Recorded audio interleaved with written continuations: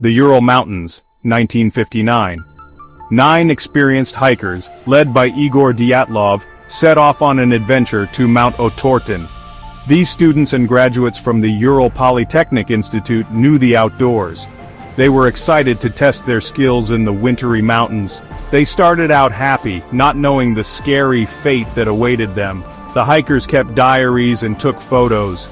These records would become important clues in the puzzle of their disappearance. They took pictures of their camp, their gear, and themselves. These photos are now sad reminders of a trip that ended tragically. The group followed their planned route, getting more excited each day, but the mountain held secrets, hidden dangers the hikers didn't know about. As they went deeper into the wilderness, the weather got bad. Temperatures dropped, and the wind howled. The hikers had a tough choice: go back or keep going. They decided to keep going, not knowing this choice would have terrible results. Weeks went by, and the hikers didn't come home. Worry turned to fear, and a search and rescue began. Search parties looked all over the mountain, following the hikers' planned route. Finding their empty tent was terrifying. The tent was ripped open from the inside, like the people inside had escaped in a huge panic. The hikers' stuff was scattered around the campsite. Boots, backpacks, and supplies were left behind, covered in snow. It looked like something crazy had happened suddenly. The search went on, and the mystery got bigger each day. Then, they found the bodies. The hikers were scattered in the snow, away from the campsite. They looked strange. Some had almost no clothes on, like they had run out of the tent in a hurry. Others had bad injuries, broken skulls, broken ribs, and internal injuries. The investigation found even weirder things.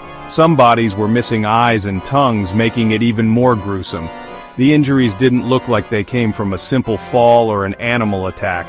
The cause of death for some was a mystery, making it even more confusing.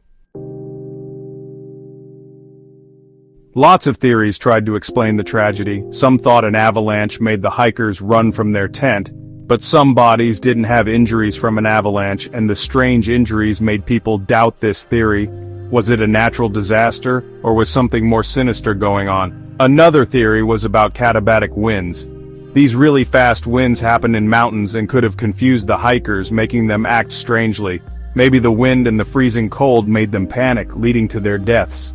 People in a nearby town said they saw strange orange lights in the sky around the time the hikers disappeared. Could it have been a military test, a secret experiment that went wrong? Some of the hikers' clothes had radiation on them, making this theory seem possible. Even after decades, the Dyatlov Pass incident is still a mystery.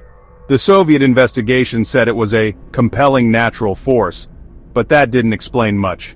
Not having a real answer just made more people wonder what happened. In 2020, Russia looked at the case again, doing new tests.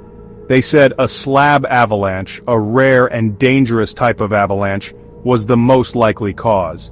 This answered some questions, but not all of them. What about the strange injuries and the hikers' bizarre behavior? The Dyatlov Pass incident reminds us how powerful nature can be and how much we don't understand. What really happened that night in 1959? Was it a terrible accident, a powerful natural event, or something more sinister? The answer seems lost in the icy wilderness, a chilling mystery that still fascinates and scares us. What do you think?